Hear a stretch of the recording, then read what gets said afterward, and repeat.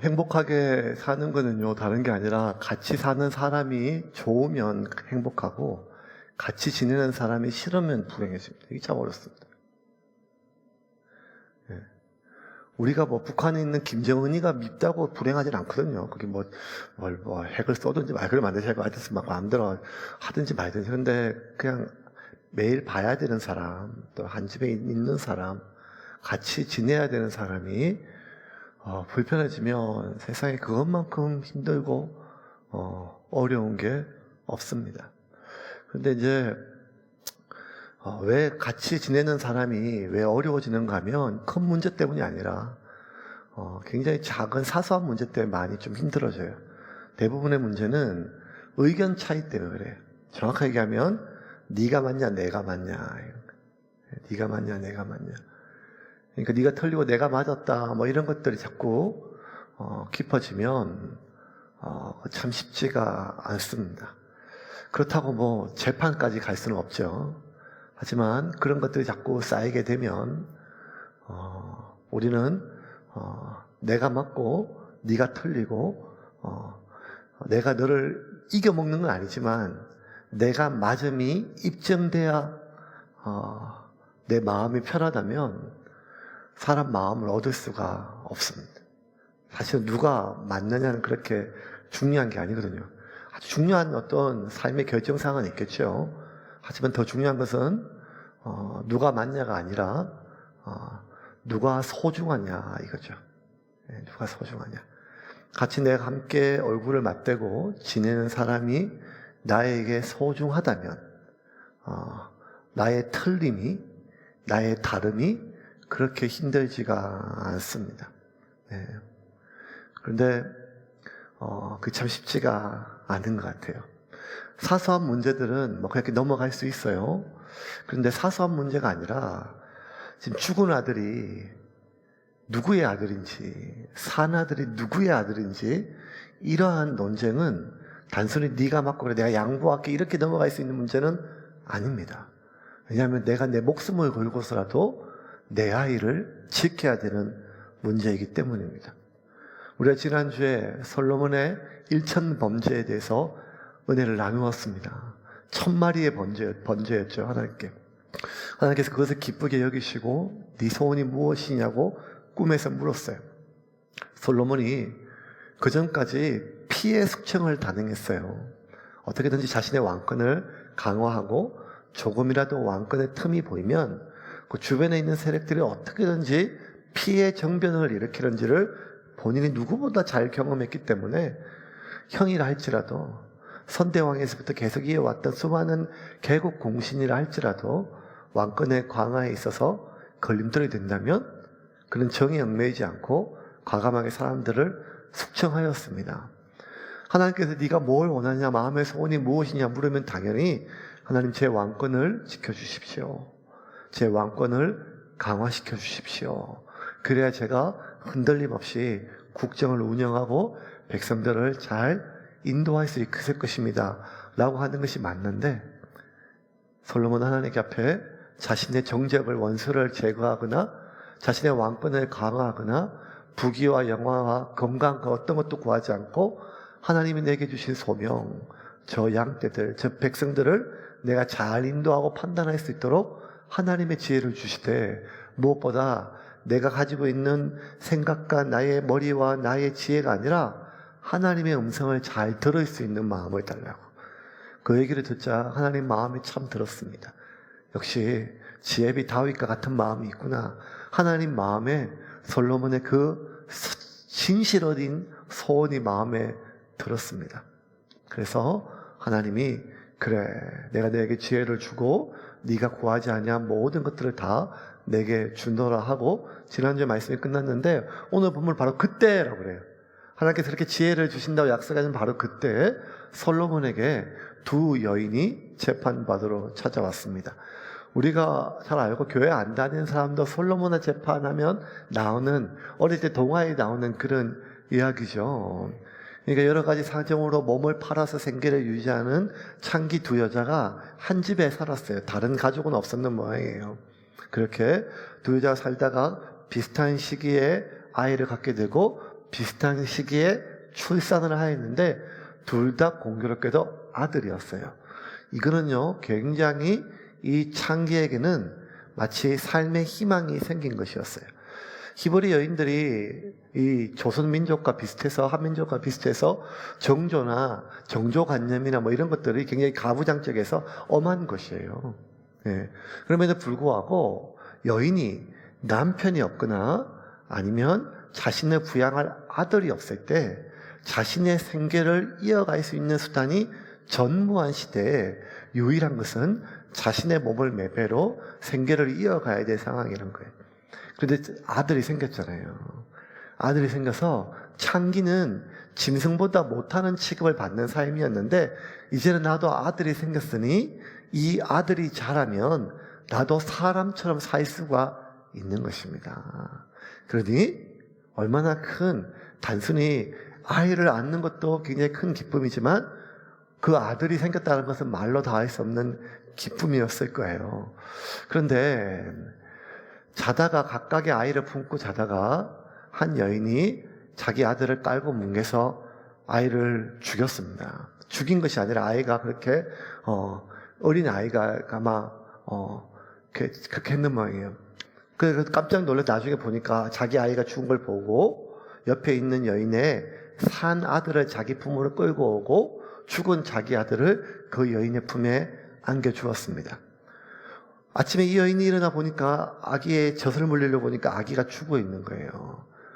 자세히 보니까 자기 아이가 아닌 거예요. 그래서 여기서 깨웠죠. 지금 저쪽에 있는 아이를 보니까 내 아이가 맞아요. 그러니까 대부분 아니까, 상황을 아니까 얘기를 하는 거죠. 왜 그랬냐 하니까 서로 아이다, 내 아이다, 네 아이다. 뭐 이렇게 팔찌가 적혀 있는 것도 아니고 둘 사람밖에 없으니까 아무도 모르겠죠.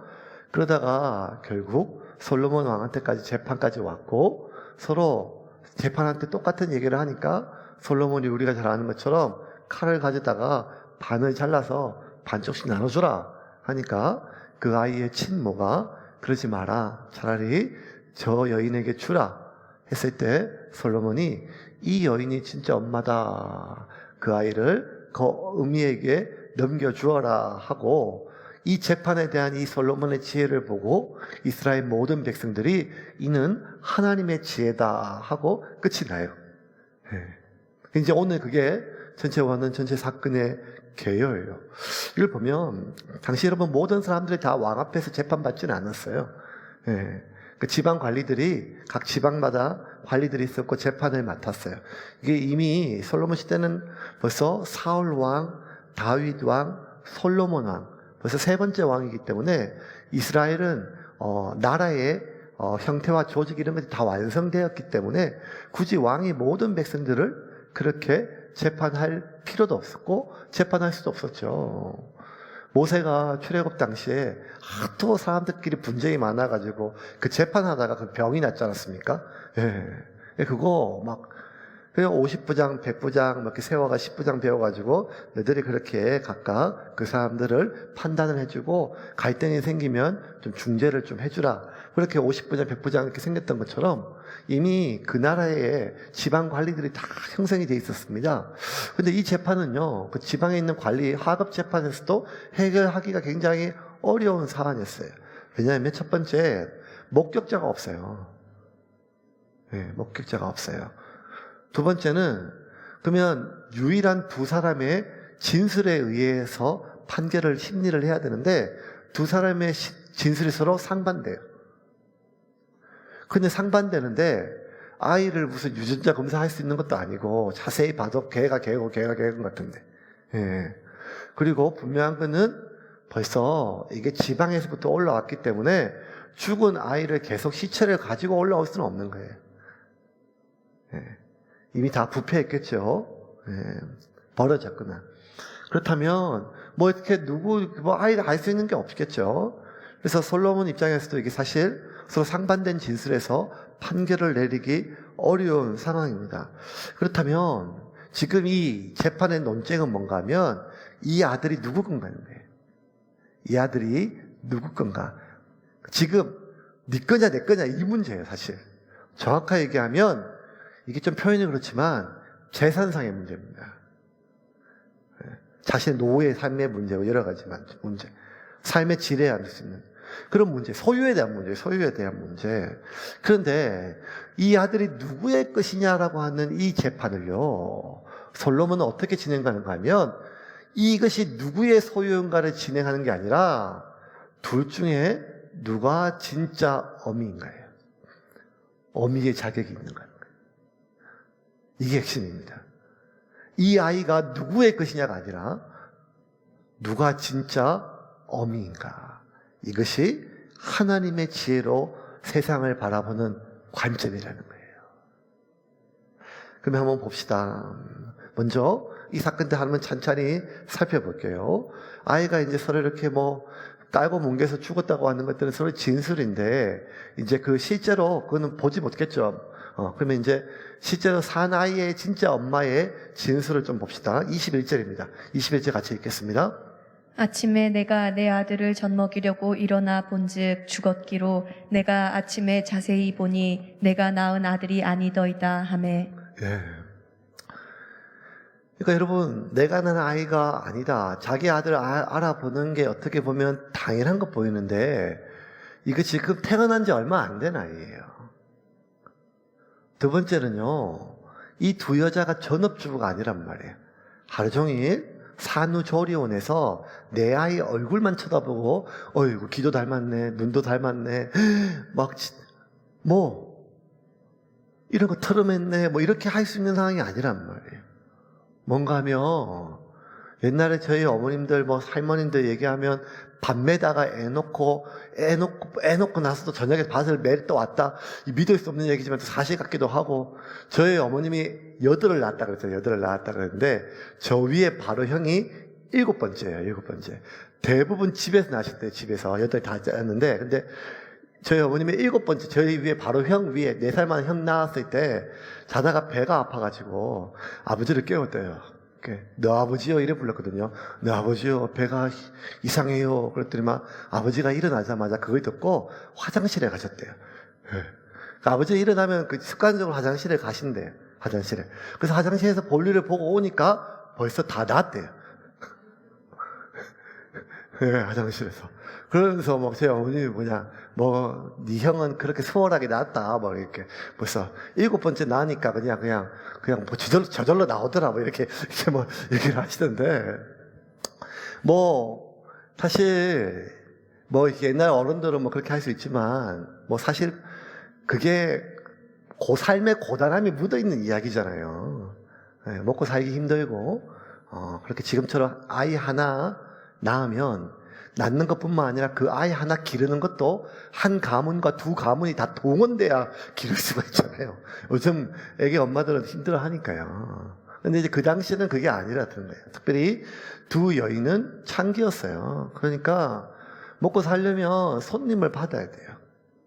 하루 온종일 아이는 그냥 눕혀놓고 하루 온종일 그 거친 남자들에게 손님을 받아야 되고, 그래야 또 생계가 이어지니까요. 생계가 이어지고. 그리고 그렇게 저녁이 되면 파김치가 된 몸이죠. 그러니까 술에 취하고 피곤에 취하고. 그러니까 24시간 내 아이를 쳐다볼 수 있는 게 아니니까 잠깐 품 안에 애 젖먹이고 아침에 일 나갈 때 젖먹이고 그 정도가 다였고, 아이는 대소변 이런 것들이 기저귀 이런 것들이 엉망진창이 됐겠죠. 그러니까 그만큼 지금 생각했을 때 엄마가 아이를 알아보는 것이 당연한 지금의 시대는 아니란 말이에요. 그러니까 얼마나 피곤하면 그렇게 하루 종일 손님을 받고 피곤하고 술에 취하고 일에 취하고 삶에 취하니까 밤에 잘 때 자기가 자기 아들을 깔고 뭉갤 정도로 피곤하단 말이에요. 그게 술이었는지 피곤함이었는지. 그러니까 자기 아들을 깔고 뭉갤 정도로 피곤하고 못 알아보지만, 분명한 것은 어미는 자기 아들을 알아본다는 것입니다. 21절 다시 한번 읽어볼까요? 같이 읽겠습니다. 아침에 내가 내 아들을 젖먹이려고 일어나 본즉 죽었기로 내가 아침에 자세히 보니 내가 낳은 아들이 아니더이다 하매. 자, 내가 낳은 아들이 아니라는 것.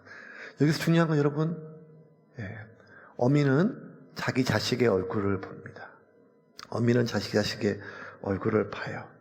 아들이 필요한 창기는 아니, 진짜 살아있는 아들이 필요한 여자는 설사 자기 아들의 얼굴을 못 알아볼 수 있지는 모르지만 자기가 직접 낳은 아기, 그 아이의 어미는 자기 아이를 알아봅니다. 왜? 내가 낳았으니까요. 내가 낳았다는 것은 생물학적으로 DNA가 일치하는 것 이상으로 내가 내 마음으로, 내 정성으로, 내 생명보다 소중한 존재이기 때문입니다. 그래서 여러분, 어미라면 자식을 알아보는 것이 당연하죠. 비슷한 말씀을 예수님께서 말씀하셨습니다. 목자는 양을 알아본대요. 그리고 양도 목자를 알아본대요. 예수님께서 참된 목자와 삭군을 비교하시면서 여러 가지 얘기를 많이 하셨는데, 참 목자는 자신의 양떼를 위해서 목숨을 바치기 뿐만 아니라 자기 양을 알아본다는 것입니다. 요한복음 10장 14절과 15절 한번 한번 읽을까요? 같이 읽겠습니다. 나는 선한 목자라. 나는 내 양을 알고 양도 나를 아는 것이 아버지께서 나를 아시고 내가 아버지를 아는 것 같으니 나는 양을 위하여 목숨을 버리노라. 네. 나는 선한 목자라. 나는 내 양을 알고 양도 나를 아는 것이. 저는 이 요한복음 10장 14절 15절이 목회하면서 제가 가지고 있는 목회 철학입니다. 네. 이게 저한테 참 소중한 구절이에요. 목자는 양을 알아야 돼요. 목자는 양을 알아야 돼요. 저는 지금까지 중학교 2학년 때 처음 교회를 나갔죠. 그러니까 제 고향에 있는 함창 감리교회라고 하는 감리교회를 처음 나가서 예수를 믿게 되었고, 고등학교까지 이렇게 있다가 이제 신학교 가려고 서울에 왔죠. 서울에 왔을 때 제가 다녔던, 전도서 나가기 전까지 다녔던 교회는 한 3년 서울의 그 내수동에 있는 내수동 교회라고 하는 교회를 다녔어요. 그게 박희천 목사님이라고 하는 목사님이 계시는데, 내수동 교회 잘 모르고 박희천 목사 잘 모르는 분도 그 내수동 교회에서 박희천 목사님 밑에서 있던 자랐던 대학 청년부 목사님들을 다 아세요. 그 중에 한 분이 누군가 하면 오정현 목사님, 사랑의 교회, 삼일교회 송태건 목사님, 그리고 남설교회 화정부 목사님, 뭐 이런 분들 다, 그리고 우리가 지금 자기 깨어짐 하는 김남준 목사님, 뭐 이런 분들 다 내수동교회 저희 선배 목사님이셨어요. 거기서 다 사역하셨고 선배였던 그런 목사님이셨어요. 근데 이제 제가 그때 갔을 때 92년도에 갔을 때는 교회가 이때 그냥 가정주택을 몇 개 사가지고 개조해서 이렇게 막 하여간 교회가 좀 희한했었어요. 그리고 옥상에다가 이렇게 가건물로 판넬을 만들어가지고 다락이라 그래서 거기에 이제 대학부실이 있었는데 거기 아주 빠글빠글 한 200~300명 모여가지고 이제 아주 예배를 드렸고, 제가 이제 그게 대학부 들어갔을 때 대학부 담당 목사님이 화정부 목사님이 이제 설교를 하셨었어요. 제가 대학교 1학년 때 처음 갔을 때 로마서 6장 설교하고 있었는데 그 목사님이 이제 3년 뒤에 영국 가셨거든요. 3년 영국 가실 때까지 한 15장을 못 넘기고 가셨어요. 그래서 16장을 가야 돼. 말 계속 이렇게 하셔가지고. 그래서 제가 그때, 지겨워 죽겠다, 막 이랬었는데, 제가 지금 그러고 있습니다, 지금. 그렇게 한 구절 이렇게 하시는 목사님이신데, 근데 제가 그때, 대학 목사, 하정 목사이지만, 담임 목사님, 박희철 목사, 할아버지 목사님이시는데, 교회 등록 갔을 때, 대학부에 등록을 했는데, 그 할아버지 목사님이 또 직접 등록을 받으세요. 그러니까 평양 이북에서 오셨던 할아버지 목사님도 직접 그 누런 갱지에 이름을 적어서 하나하나 적으세요. 그때 저하고 이제 2명이 가서 주일날 국수 먹고 이제 목사님 부르셔가지고 교회 앞마당에서 이렇게 부르셔요. 그래서 이름이 뭐요? 그래가지고, 김희규입니다. 그리고 고향이 어디야? 그래서 상주입니다. 이렇게 하고 다 적으시고, 그러고 나서 뭐 이렇게 기도 제목이 뭐냐. 저희 이제 아버님이 그때 많이 안 좋으시고 아프셔가지고, 이렇게 아버님이 아프신데 뭐 이런 얘기 하고 이제 다 넘어갔어요. 지나갔어요. 근데 이제 한 달에 한 번씩 박희철 목사님 대학부 올라오셔가지고 설교하시는데 그때 되게 좋아했어요. 대학부 모든 청년들이. 왜냐하면 설교를 딱 8분 하세요. 8분. 그때 제가 알았어요. 가장 좋은 설교는 가장 짧은 설교다. 그걸 제가 아는데도 지금 또 안 돼요, 이게. 어쨌든 하는데 몇 달이 지났거든요. 그래서 지나고 그때 교인들이 어른들하고 대학부 청년부 다 합쳐가지고 한 1000명이 넘었었어요. 1000명이 넘고 했었으니까. 대학부 청년 되게 유명한 교회였었는데. 근데 이제 주일날 이렇게 이제 대학부 예배 올라가는데 그 마당에서 목사님 만났어요. 몇 개월 만에. 근데 저를 보더니 제 얼굴을 알아보시는 거예요. 알아보일 수밖에 없는 얼굴이죠. 외국인처럼 생겼으니까 까먹고.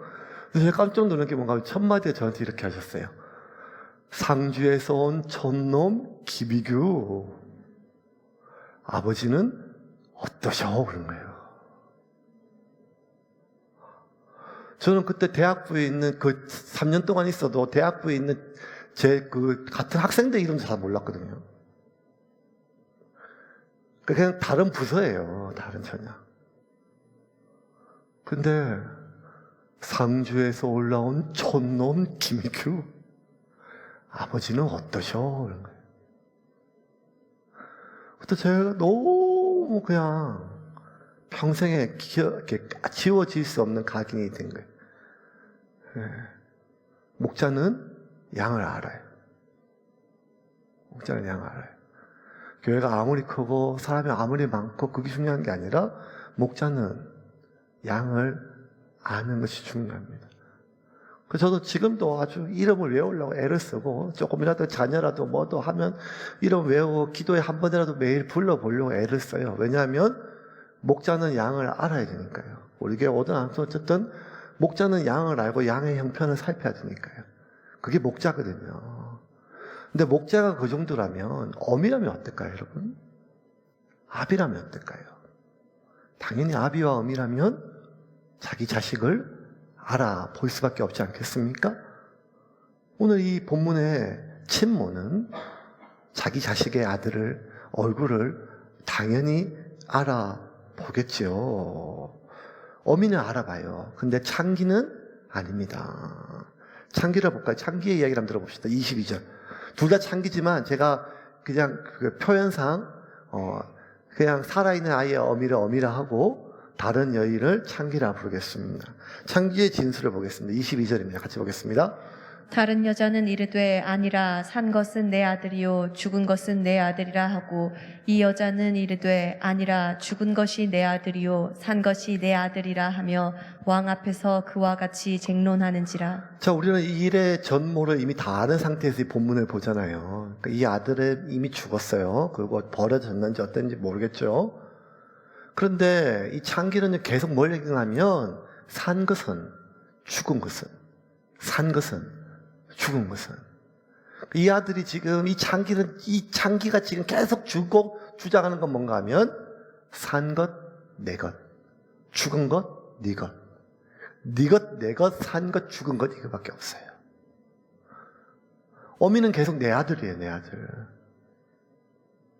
근데 창기는 아들이 아니라 지금 산 것을 원해요. 그리고 산 것이 네 것이냐 내 것이냐 오직 이것을 바란다는 것입니다. 근데 우리가 알잖아요. 이 지금 창기의 아들은 죽었잖아요. 근데 오늘 본문 거우는 것도 죽은 아들에 대한 슬픔이 없어요. 죽은 아들에 대한 슬픔이 없어요. 세상에 태어나지 않고 복중에서 며칠만 있다 사라져도 어미는 심장이 찢어지잖아요. 근데 죽은 자식에 대한 슬픔이 없어요. 오직 뭐가 있는가 하면 산 것, 내 것이만 있다는 거예요. 그걸 봤을 때 이 창기는 자기 아들을 2번 죽였어요. 첫 번째는 자기들 몸으로 다리로 깔아 뭉개서 죽이고 두 번째는 죽은 자기 아들을 저 옆에 있는 다른 여자에게 버릴 때 죽은 거예요. 그 핏덩이는 태어나자마자 2번 죽임을 당했는데 둘 다 자기를 낳은 어미한테 죽임을 당했어요. 자기를 깔아뭉개서 죽이고 자기를 버려서 죽임 당했다는 것입니다. 정말 중요한 것은 지금 산 것이냐 죽은 것이냐 네 것이냐 내 것이냐 아니라 내 아들, 그 아들의 생명이 중요한 것 아니겠어요? 그런데 창기는 끝까지 산 것이냐 죽은 것이냐 네 것이냐 내 것이냐를 따진다는 것입니다. 이 이야기를 다 들었어요. 듣고 솔로몬이 뭘 얘기하는가 하면 둘로 쪼개어서 각각 나누어 주라는 것입니다. 솔로몬의 이 이야기는 우리가 아는 것처럼 누가 진짜 어민가를 밝히기 위한 것이죠. 이 아들이 누구의 것인가, 이 산 아들이, 이 아들의 소유권이 누구의 것인가를 밝히는 것이 아니라 솔로몬의 모든 판단의 근거는 누가 진짜 어미의 자격이 있느냐는 거예요. 누가 진짜 진정한 어미인가요? 자식을 낳았다고, 생명을 낳았다고 어미가 되는 것이 아니라 어미의 자격이 무엇인가라는 거예요. 진짜 어미는 무엇인가? 그렇게 쪼개서 주라고 하니까 여기서 진짜 어미가 애원을 해요. 22절입니다. 같이 보겠습니다. 22절 말씀 같이 읽겠습니다.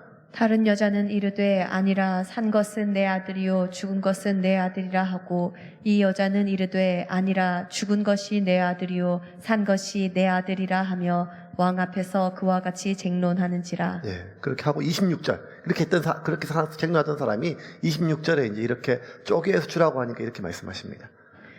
그 산 아들의 어머니 되는 여자가 그 아들을 위하여 마음이 불붙는 것 같아서 왕께 아뢰어 청하건대 내 주여 산 아이를 그에게 주시고 아무쪼록 죽이지 마옵소서 하되 다른 여자는 말하기를 내 것도 되게 말고 내 것도 되게 말고 나누게 하라 하는지라. 오늘은 마음이 불붙는 게 쪼개는 것 같았어. 자기를 쪼개는 것 같았어. 그 어린 핏덩이를 둘로 쪼갠다고 하니까 어미가 자기를 쪼개는 것 같아요. 불로 타는 것 같아요. 그 말만 들어도. 그래서 애원을 해요. 애원을 해요. 아닙니다, 아닙니다. 제가 잘못했습니다. 이 아이는 저 여자의 아이입니다. 이 말은 뭔가 하면 왕 앞에서 자기가 거짓말을 했기 때문에 자기가 칼로 쪼개어 죽임당하는 거예요.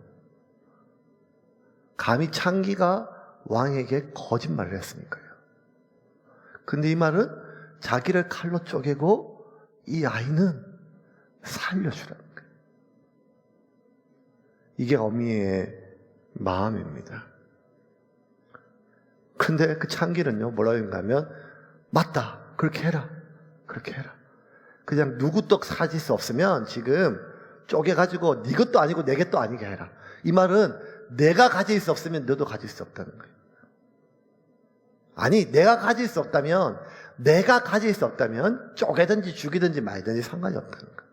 내 것이 아니라면 이 생명의 안위는 중요한 게 아니라는 거예요. 왜? 중요한 것은 오직 내 것이냐가 중요하겠다. 이게 창기입니다. 내 것이 아니라면 어떻게 되든지 상관이 없는 태도. 그리고 이게 얼마나 위험한 태도인지 여러분 지금 이 창기를 보면 알겠지만 조금만 넓게 생각하면요, 아이들이 같이 있는데 내 새끼만 귀하다는 것과 똑같다는 거예요. 네. 다른 아이가 어떤 상처를 받든 어떤 아픔이 있든지 간에 내 새끼만 보호할 수만 있다면 하는 것과 똑같은 말이죠. 어떻게 보면 고통받는 것이 내 아들만 아니면 괜찮다고 하는 것은 어쩌면 내 것, 내 새끼, 내 자식에 대해서 끔찍하게 챙기는 어미의 어떤 그런 마음처럼 보이지만 그 내면을 보면 어미라고 하기가 아니라 어쩌면 내 것, 내 아이, 확장된 자기, 내 것에 대한 집착이 있는 이기적인 존재에 불과한 거죠. 내 아들뿐만 아니라 아들이 중요한 것이죠. 그 어린 생명이 중요한 것이죠. 물론 타인보다 내 새끼가 더 귀한 건 당연한 거예요. 그걸 탓하는 게 아니라 내 아이가 귀하다면 그의 그 정도는 못하지만 그에 준해서 다른 아이도 역시 중한 마음이 가져지는 것이 인간의 어미의 자격이란 말이에요. 그런데 누구든지 상관없이 내 새끼만을 건드리는 것들이 있다면, 내 자식 기죽이는 것이 있다면, 내 자식의 손해보는 것이 있다면, 그것이 누구의 자식이든 그 중요한 것이 아니라 내 자식이 아니라면 그가 어떤 상처를 받고 그 어떤 상태에 있는지에 대해서 상관치 않는다면, 내 것이 될 수 없다면 그 아이가 어떻게든지 상관치 않는 이 창기의 마음과 어쩌면 다를 바가 없는 마음이 아니겠습니까? 논리적 비약이나 큰 비약이 아닐 수도 있습니다. 왜냐하면 제가 최근에 이런 경험을 좀 했거든요. 제 자신이. 지난주에 이제 그냥 집사님들 또 함께 성도님들 권사 이렇게 이야기하면서 우연히 이제 이렇게 저에게 좀 있다가 다른 데로 가셨던 분 이야기 좀 듣고 제가 이렇게 그냥 넌지신불로 보다가 그분 자녀 이야기를 들었는데 제가 진짜 열심히 기도하는 청년이었거든요. 근데 까맣게 잊고 있었어요. 1년 동안. 진짜 상담을 많이 해주고 하나님 앞에 진짜 그 안타까움이 있어가지고 기도를 많이 해줬는데 1년 동안 까맣게 잊고 있었어요.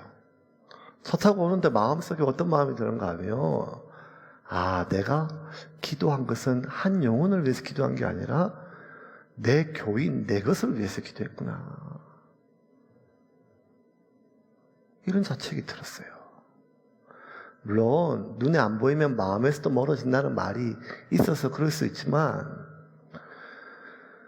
이렇게 3번 기도할까 1번 기도 이런 게 아니라 그냥 까맣게 잊고 있었어요. 진짜.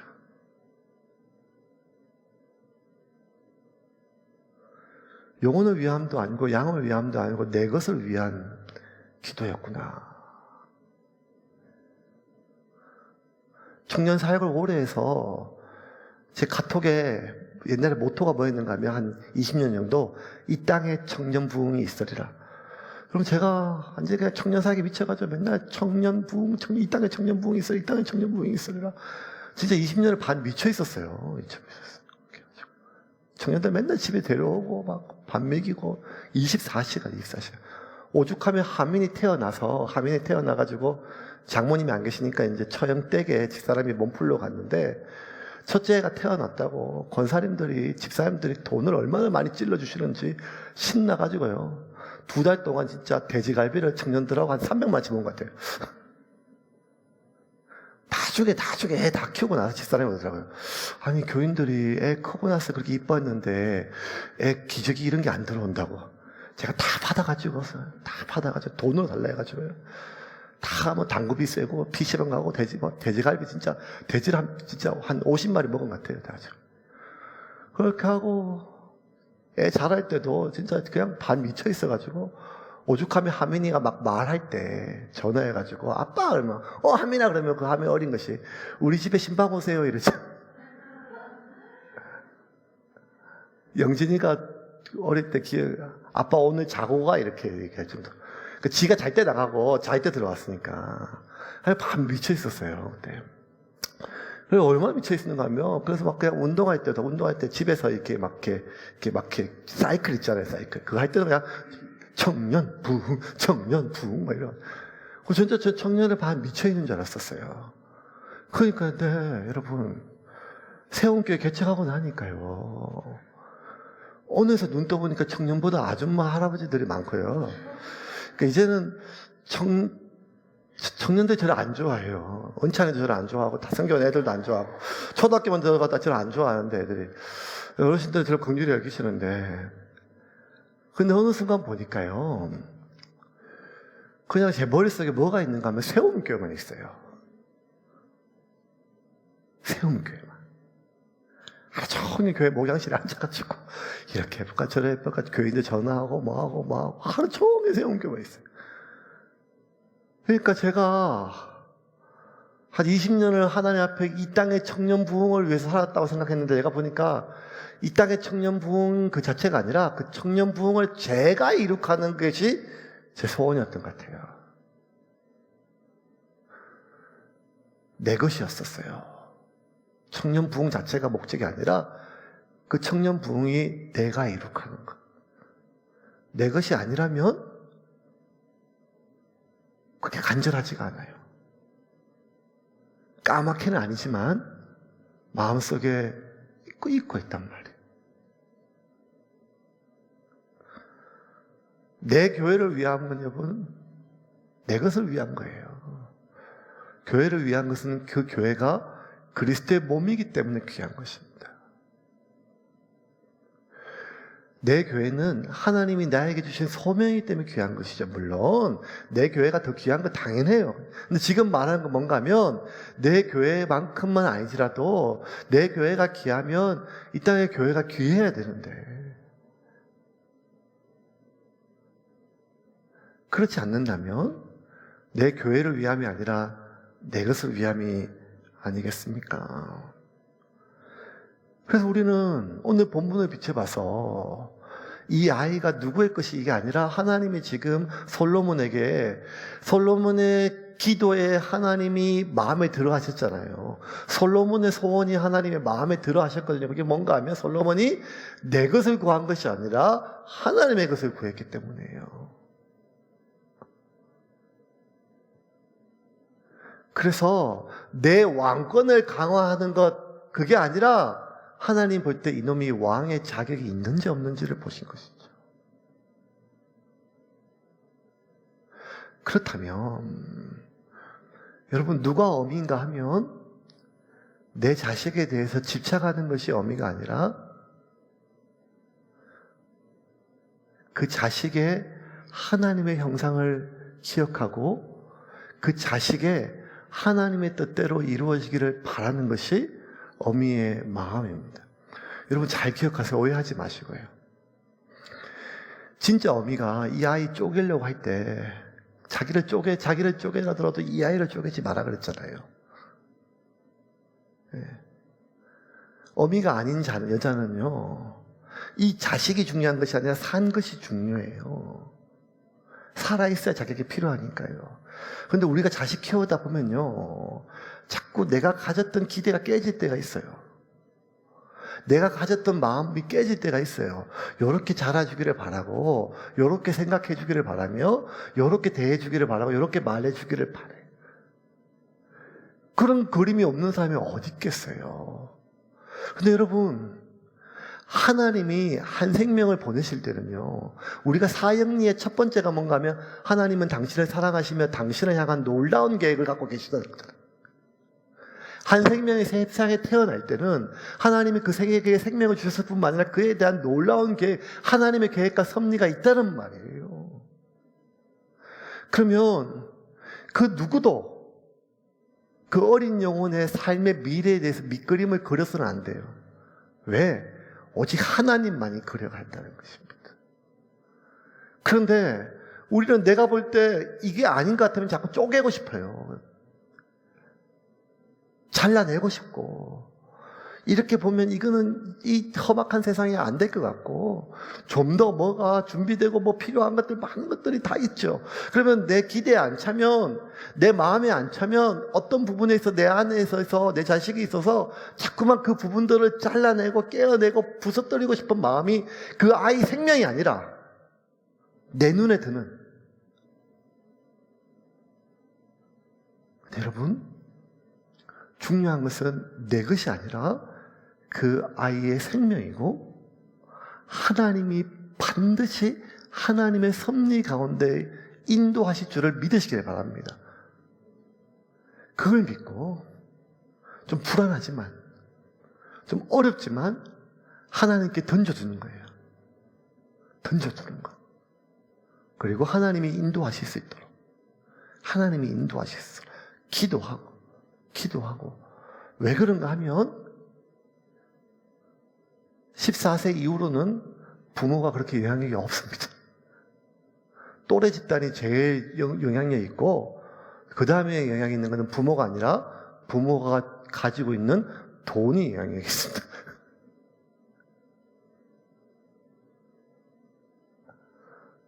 부모가 가르쳐 주는 것이 아니라 부모가 하는 것을 그대로 보고 따라할 것입니다. 그래서 하나님이 내게 주신 그 영혼을 나의 잣대로 쪼개려 하지 말고, 참 힘들고 안타깝고 어렵지만 그냥 하나님께 던져두는 마음, 그 마음이 무책임하고 방임하는 것이 아니라 하나님께 올려드릴 때 하나님이 하나님의 모양대로 하나님의 방법으로 그 아이를 빚어나가실 줄을 믿으시길 바랍니다. 그리고 계속 우리는 우리 스스로를 점검합시다. 나는 진짜 엄마인가? 나는 진짜 성도인가?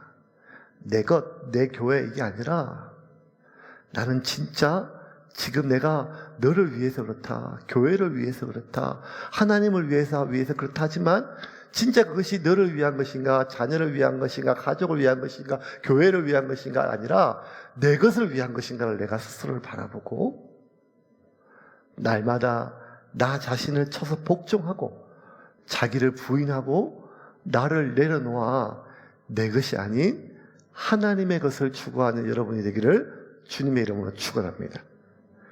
이제 말씀을 좀 정리하겠습니다. 저는 아버지 다윗, 솔로몬의 아버지 다윗의 그 성전 준비 과정이 참 와닿아요.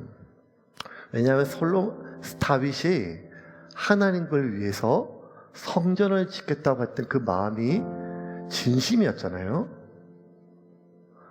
근데 하나님이 거절했어요. 그 거절의 이유가 다윗이 아픈 이야기예요. 그런데 다윗은 평생 기쁜 마음으로 성전을 준비를 해요. 왜? 다윗이 원했던 성전은 자기가 세우는 성전, 자기 이름으로 세운 성전, 자기 대에 완성한 성전이 아니라 그냥 하나님의 성전이었기 때문에 거절감을 당하지 않았다는 거예요. 40년 동안 죽기 살기로 말 안 듣는 백성들을 가나안으로 인도했던 모세의 꿈은 젖과 꿀이 흐르는 그 가나안의 이 백성들을 인도하는 것이죠. 근데 하나님이 마지막 느보산에서 너는 여기까지 얘기했을 때 내가 데려갈 수 없다면 그게 무슨 소용이 있겠느냐. 이렇게 실망하고 하나님 앞에 거절감을 서운함으로 표현하지 않고 솔로몬은 내가 데려가는 것, 내가 깃발을 꽂는 것이 아니라, 아니 모세는 내가 이 백성들을 저까지 인도하고 이게 아니라 모세의 진짜 꿈은 무엇인가 하면 이 백성이 하나님 나라에 들어가는 것입니다. 이 백성들을 자기가 인도하는 것이 아니라 내가 인도하는 것이 아니라 하나님의 나라에 들어가는 것이었습니다. 만약 우리가 이런 마음을 가질 수만 있다면 우리가 서운하지 않을 수 있습니다. 그래, 네가 좋다면, 그래, 그것이 교회를 위함이라면, 그래, 그것이 하나님을 위함이라면, 때론 나의 수고가, 때론 나의 열심이, 때론 나의 존재감이 마치 없는 것처럼 알아주지 못한다 할지라도 그게 하나님을 위한 것이라면, 그것이 너를 위한 것이라면, 그것이 교회를 위한 것이라면 나에게 기쁨이라는 마음을 가질 수 있다면 우리가 그 누구에게도 내가 너를 어떻게 키웠는데, 내가 너한테 너를 어떻게 했는데, 내가 너를 어떻게 섬겼는데 하는 이런 마음이 아니라 그를 하나님 앞에 온전히 맡길 수가 있을 것입니다. 사랑하는 성도 여러분, 그리고 오늘 영상으로 이 말씀을 듣는 여러분, 하나님이 주시는 메시지를 잘 들으세요. 지금 내 마음속에 있는 서운함이 만약에 있다면, 마음속에 배신감이나 분노가 있다면 그것 내 것이기 때문에, 내 것이 아니라 누가 진짜 어미의 자격이 있는가, 누가 진짜 성도의 자격이 있는가, 누가 진짜 하나님의 자녀의 자격이 있는가, 그것은 내 것이 아니라 하나님의 것을 구하는 자입니다.